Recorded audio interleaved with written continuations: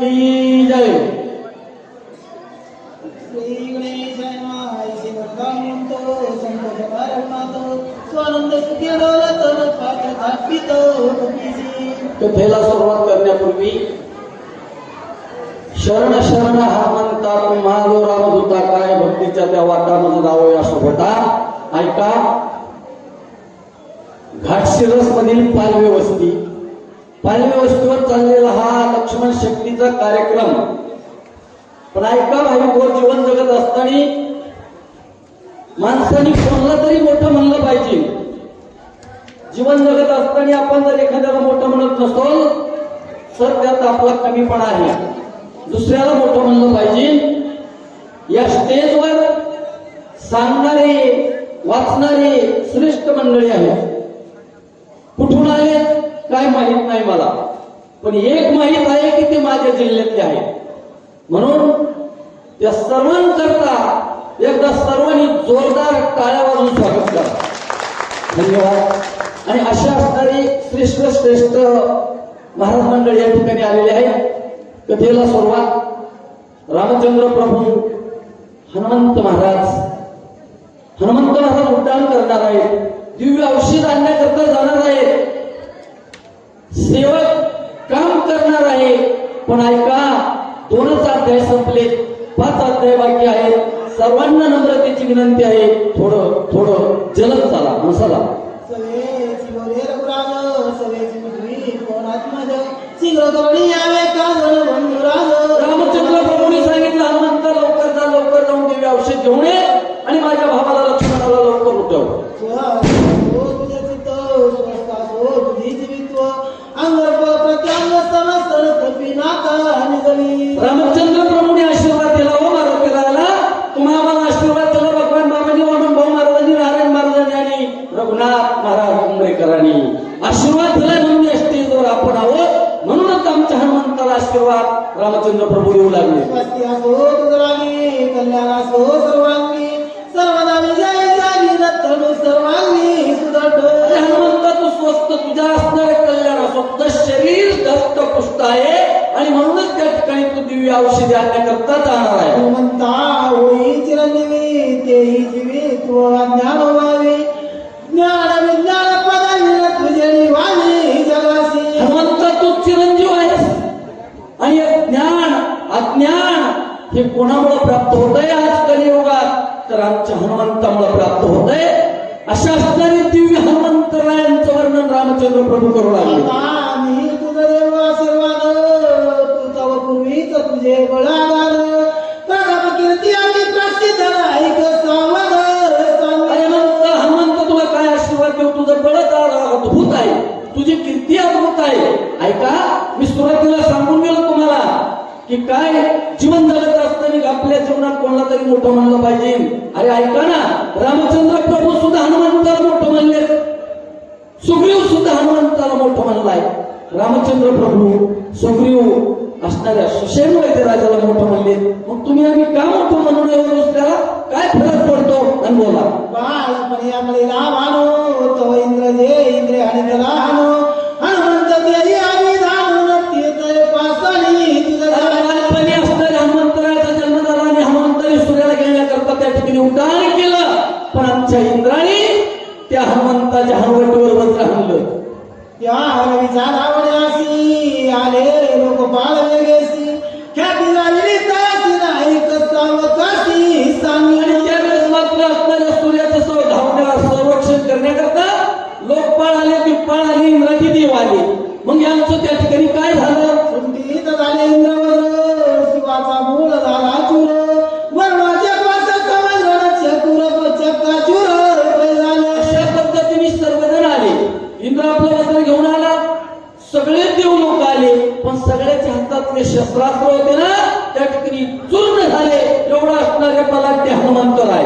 जन्माधी वर्ण पास दुसरा श्रमी आश्रम पास तिसरा कर्माचा कर्म पास तुझं विरेशा बांधलेला. असणाऱ्या माझ्या रामाला शरण गेलाय ना त्याला त्या ठिकाणी कुठलाही पाश बांधू शकत नाही. हनुमंता, अरे तुला त्या ठिकाणी गरुड पाश बांधू शकत नाही.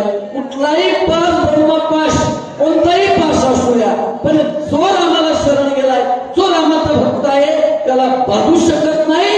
ऐका, धर्म पास ज्ञान पास अहंकाराचा अहं पास परब्रह्मीचा ब्रह्मशाप तुझ सहसा वाढेना. माणसाचं जीवन जगत असताना सगळे पाश त्या ठिकाणी बाजूला ठेवा, सगळेच बाजूला ठेवा, पण एक पाश मात्र जीवनात लक्षात ऐका, अहंकाराचा अहंकार पाश. माझ्यासारखा सांगणारा, माझ्यासारखा वाचणारा, हे जर अंत करण्यात आलं ना तर रामायण शून्य आहे. त्याला रामायण कळलेलं नाही. पण ऐका भाविको, सर्वात श्रेष्ठ तुम्ही आहात. तुम्ही महिषाची मूर्ती आहात. श्रोते मंडळी जेवढे श्रेष्ठ आहेत ना तेवढे वाचणार, सांगणार, कीर्तनकार, प्रवचनकार श्रेष्ठ नाही असं शास्त्र सांगतंय. आणि म्हणून आमच्या हनुमंताला अहंकारासहित कुठलाही पाश बाधत नाही. तेथे पास दे किती तुझ बांधवया मारुती या माझी त्याग शक्ती न तुझ निस्थिती गंडावया. आणि अशा पद्धतीने आमच्या हनुमंताला शक्ती, त्या ठिकाणी ताकद ही करण्याची, हनुमंताला त्रास देण्याची ताकद कुणाची आहे? यमाची सुद्धा नाही. यम सुद्धा पायातळे आहे. मग अशा असणारे हनुमंतराय मग अशी सांगणाऱ्या महाराजांनी सांगितलं, एक शब्द गेलाय कोणता? मी. पण ऐका, तो भवतच असतो. मग माझ्या एवढ्या श्रेष्ठ हनुमंतरायांना सुद्धा मी शब्द जर बोलला तर तुम्ही आम्ही प्रत्येक क्षणाला मी म्हणून बोलतो, मी सांगतोय, मी वाचतोय. आपल्याला किती दुःख होईल भाविको. रामायण हे ऐकलं पाहिजे हो. एक एक शब्द, एक एक ओळी एवढी महत्वाची आहे ना, जीवन जगण्याकरता लई महत्वाची आहे. या म्हणे तास बजेला पदाधी म्हणेल ग बघा दंड घेवडी वेगाला तुझच वेगा दंडवाला. अशा पद्धतीने या जगाला सगळ्यात मोठा अभिमान कोणता आहे? पदाचा आहे, मानाचा आहे. सारं जग मानाला याला त्याला हपापलेला आहे हो. माझ्या हनुमंतरायाला तो मान अपमान हे अजिबात घालू शकत नाही. त्या यमाचा यमदंड पायी मोडून गेला तुझे देई इतर बापडी पण काही हनुमंत पायी. रामचंद्र प्रभू सांगतात, हनुमंत यमाचा यमदंड त्या ठिकाणी थांबले गेलेला आहे. चिरंजीव आहेत मारुतीराय. मग त्या यमाचा यमदंड थांबला तर इतर अनेक पाश तुला वागू शकणार नाही. अग्नी वायू सुमेर चंद्र सर्वही झाले तुझे किंकर या दादट साचारण हनुमंत वीर ती लोकी. अशा पद्धतीने असणारे येम, कुबेर, देवलोक, दिग्पाल सगळे त्या ठिकाणी आमच्या हनुमंताचे किंकर झाले. का झाले? फक्त माझ्या रामचंद्र प्रभूच्या हनुमंताने सेवा केली. सेवा हा दारवंत आहे. ज्याला भगवान परमात्म्याची भक्ती करायची ना त्यांनी सेवा करायची. सेवा दारवंत असल्यामुळे शिवेशिवाय भगवान परमात्म्याच्या असणाऱ्या मंदिरात प्रवेश करता येत नाही. म्हणून हनुमंतरायांनी सेवा केली. आपली या प्रताप शक्ती लावणी सकळाची वरती वज्र दे ऐशी ख्याती नकळी जगती. आपल्या स्वतःच्या प्रतापावर आमच्या हनुमंतरायांनी असं वरदान प्राप्त करून घेतलं ना, हनुमंतराय वज्रदेही झाले. असं वरदान हनुमंताला प्राप्त झालं. काय से माझे वरदान आतुरवळी वायू नंदन वेले करण्या उड्डाण बंधू रत्न मज देई. प्रभू रामचंद्रांनी सांगितलं, माझं वरदान हनुमंताला तुला काय उपयोगीचं आहे? अरे तू एक महापराक्रमी, महाबली आहे. जगद्गुरु तुकाराम महाराज शरणागती करतात, हनुमंता रे तू काय भक्ती केली ते तुझ्या हृदयात आहे. मग अशा असणाऱ्या हनुमंताला रामचंद्र प्रभू सांगतात, हनुमंता तू उड्डाण कर. ऐसे बोलता श्रीरामचंद्र सकळ वानराचे भार ऐकून पिंजारीला कपिंद्रणाची व्यासुर भासत. अशा पद्धतीने असणाऱ्या हनुमंतराने उड्डाण करायचं ठरवलंय. उड्डाण करीत असताना सगळे वानर शिला जमा झाले हो. सगळे पाहू लागले हनुमंताचा क्राळ विक्राळ रूप. आणि पाहत असताना काय करते? पिंजारील्या रमावळी दिसे विक्राळ रमताली मस्तक गेला नवा मंडळी घोळंगुळी हवेस. हनुमंताने ज्यावेळेस उड्डाण करायचं ना त्यावेळेस सगळ्या अंगावरचे केस ताईट झाले हो. सगळे केस ताईट कशा करता झाले? राम राम म्हणण्याकरता झाले. माझ्या अर्जुनाचे केस कृष्ण कृष्ण म्हणत होते आणि आमच्या हनुमंताचे केस त्या ठिकाणी श्रीराम श्रीराम श्रीराम म्हणत होते जीवन जगत असताना कोणत्या तरी देवतेवर प्रेम करा. मी वास्तविक पाहता मी शब्द केला माझा मी, पण मी खरंच प्रेम करतो रामचंद्र प्रभूवर. माझी देवता रामचंद्र प्रभू आहे. आणि अशा पद्धतीने प्रत्येकाने जीवन जगत असताना कुठल्या तरी देवतेवर विश्वास ठेवावा असं रामचंद्र प्रभूचं म्हणणं आहे. दोन्ही दिसती नेत्रांगळ जैसे दगदगीत इंगळ त्राईट दाबून दिसी रांगळ लोक सकळ भयभीत. अशा असणारे हनुमंताचे डोळे लाल बंबाल दिसू लागले, केस टाईट झाले, शेपूट वर केलंय, सगळे वंदर्शना भयभीत झाली हनुमंताचा अकरा विक्राळ रूप पाहून. वाळीला पुच्छाचा आकडा लंबोडी वेळेचा आकडा रामस्त स्मरण वेगाडा केला गाडा भूतकाळ. अशा पद्धतीने रामचंद्र प्रभूने आपलं शेपूट वाकडे केलं आणि उड्डाण करायला लागले. प्रभू रामचंद्र भगवान की जय. ऐको दयाचा मुक्कार दचकले कैलासी शंकर ब्रह्मांडाला मिळिला धोरण धोरांधर मांडिले. रामचंद्र प्रभू त्या ठिकाणी हनुमंताने ज्यावेळेस उड्डाण केलं ना, त्या उड्डाणाच्या आवाजाने भगवान शंकर वृत्तेश्वरला बसलेले तेही दचकले. आता काय भानगड आहे, एवढा आवाज कशाचा झालाय? कैलासावर भगवान शंकर म्हणू लागले. नेमका प्रकार काय आहे, काय विचार करतो? अकाळी प्रळय काय सृष्टी प्रळय रुद्र निमती दृष्टी इंद्राने कपाळीला संकटीन प्राण कंठी नाटले.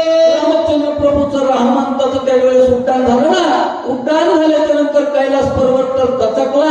भगवान शंकराला चिंता लागली आणि सगळे देवलोकाला असं वाटलंय आणि उन्हाळ्याचे दिवस आहेत, पाऊस कस काय, गडगड गडगड आवाज कस काय, विजा कस काय गडगडू लागल्या, काय भानगड आहे असा विचार करते. कडाकडे गजले सागरी वृक्ष भ्रमती गणांतरी कुटार करता कपिक्या सरीन सुरासुरी अकंत. खोऱ्याने आवाज घुमू लागलाय आणि असणाऱ्या सागराचं पाणी त्या ठिकाणी लाटात तयार होऊ लागल्या. कशामुळं? या हनुमंताने ज्यावेळेस उड्डाण केलंय त्या उड्डाणाच्या आवाजाने आणि चौकड आवाज दुमदुमलाय. असा असणारा लक्ष्मण शक्तीचा सोहळा या पालवस्तीवर चाललाय ना, हा आवाज भगवान शंकरापर्यंत गेलाय आणि भगवान शंकर सुद्धा लक्ष्मण शक्तीला हजर आहे. तो जिथं रामकथा तिथं भगवान शंकर. सप्ता सागरा खवळला भावाचा उपाय रसातला अकांत जीव मात्र सकाळ घोळंगुळाचे धाके. अशा पद्धतीने हनुमंताच्या उड्डाणाने त्या ठिकाणी समुद्र खळबळ खळखळ करू लागलाय आणि आवाज घुमू लागलाय, दर्या खोऱ्याने आवाज घुमू लागलाय आणि सगळे घाबरून गेले. हा आवाज कशाचा आहे? करोडी आराम नाम स्मरण सवेग केले उड्डाण न लागता दक्षल सागर संपूर्ण क्रमियला. ऐका भाविक हो, हनुमंताला एवढी शक्ती कशाने प्राप्त झाली तर आमच्या रामनामाने रामचंद्र प्रभूचं नाव हनुमंताने घेतलं आणि नामस्मरण करीत करीत हनुमंताने उड्डाण केलं आणि उड्डाण केलं आणि समुद्र ओलांडलाय. एवढं उड्डाण हनुमंताने केले, काय विचार कर? उपारी उपरी गणांतरी सत्यलोक पर्यंत वरी गेली उड्डाणाची थोरी न विक्राळ भारी कपीचा. हनुमंताने उड्डाण केलं, एवढं उड्डाण केलं, समुद्र पार तर केला, पण सप्त लोकांपर्यंत असणाऱ्या पृथ्वीपर्यंत पासून वर सप्तद्वीप आहे तिथपर्यंत हनुमंताच्या उड्डाणाचा आवाज गेलाय. मग एवढं उड्डाण हनुमंताने एक लक्ष्मणाला वाचवण्याकरता आणि हनुमंताने उड्डाण केलं. दिशा मधुमेल्या संपूर्ण प्राणांती कस कळ राक्षस गण ते ऐकून या रावणाला ती चिंता मन उपजली. सुळेला चाललेला होता हा कार्यक्रम. सुळेपासून उड्डाण केलंय, तो आवाज पुढं लंकेत पोहोचलाय. लंकेत राक्षसांना काळजी वाटू लागली. नेमका कशाचा आवाज आहे हा? राजा रावण त्यालाही त्या ठिकाणी आवाज गेला. राजा रावणाने विचार केलाय नेमकी काय भानगड आहे, आवाज कशाचा आहे असा विचार करू लागले. म्हणे गेली कपिंद्र आणि नवशरी समग्र उठविले स्वामित्र श्रीरामचंद्र नाटके. राक्षस लंकात विचार करू लागले. हनुमंताने उड्डाण केलं आणि उड्डाण करून हनुमंत दिव्य औषध घेऊन येईल आणि दिव्य औषध घेऊन आल्याच्या नंतर लक्ष्मणाला उठवील, मग मात्र आपल्याला त्या ठिकाणी ते आवडणार नाही असा विचार राजा रावण त्या ठिकाणी करतोय. तव एकमेका परिसर विरणन योद्धे करतस